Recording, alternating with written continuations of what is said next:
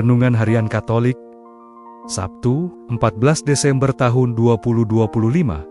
Penantian di dalam penjara. Yohanes mendengar tentang pekerjaan Kristus, lalu menyuruh murid-muridnya bertanya kepadanya, "Engkaulah yang akan datang itu, atau haruskah kami menantikan orang lain?" Matius bab 11, ayat 2 dan 3. Saudara-saudara, dalam penantian seringkali membuat gelisah jika orang yang kita tunggu-tunggu belum juga hadir. Kita sering juga mencoba untuk bertanya-tanya kepada orang lain, apakah orang tersebut sudah datang atau belum? Pada Injil hari ini, Yohanes Pembaptis juga sama seperti apa yang kita alami ketika kita menunggu-nunggu seseorang. Penantian Yohanes Pembaptis akan datangnya seorang Mesias, Sang Penyelamat yang telah dinantikan oleh umat Israel. Seperti apa yang telah dinubuatkan oleh para nabi, Mesias datang dengan berbagai tanda.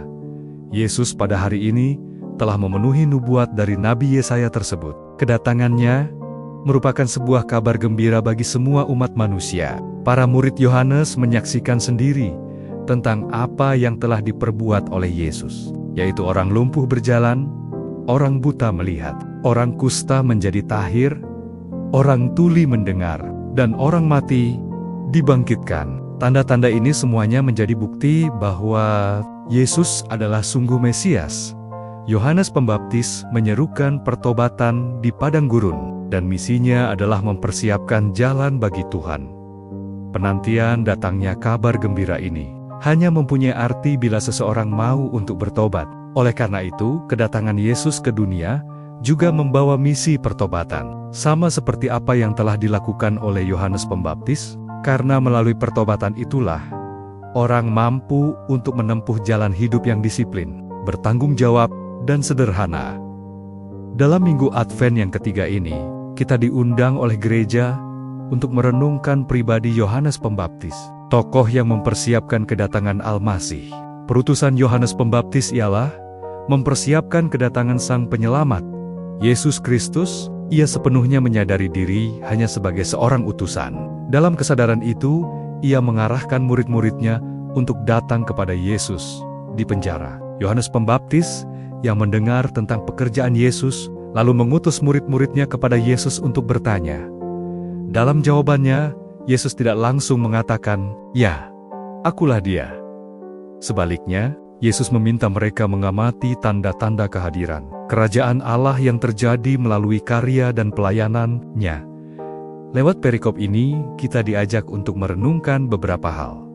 Pertama, keraguan adalah bagian dari perjalanan iman kita. Bahkan, seorang nabi seperti Yohanes Pembaptis mengalami keraguan. Yang penting adalah bagaimana kita menghadapinya. Dengan mencari dan meminta penegasan dari Tuhan, kita dapat belajar dari teladan Yohanes Pembaptis dan keberaniannya untuk bertanya.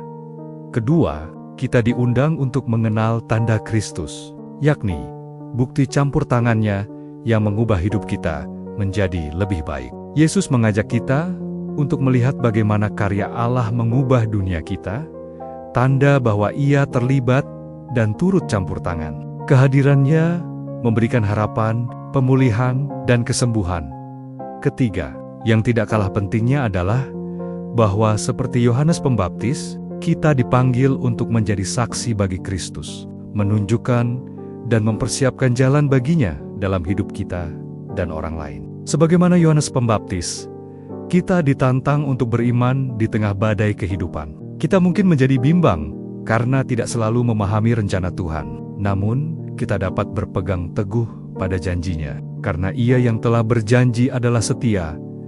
Saat ini kita berada dalam masa Advent, masa penantian kedatangan Tuhan kita Yesus Kristus. Kita mempersiapkan diri untuk menyambut kedatangan Juru Selamat dengan melakukan pertobatan dan pembaruan diri. Tuhan Yesus, kuatkanlah dan mampukanlah kami di saat kami harus menghadapi tantangan-tantangan iman dalam kehidupan sehari-hari.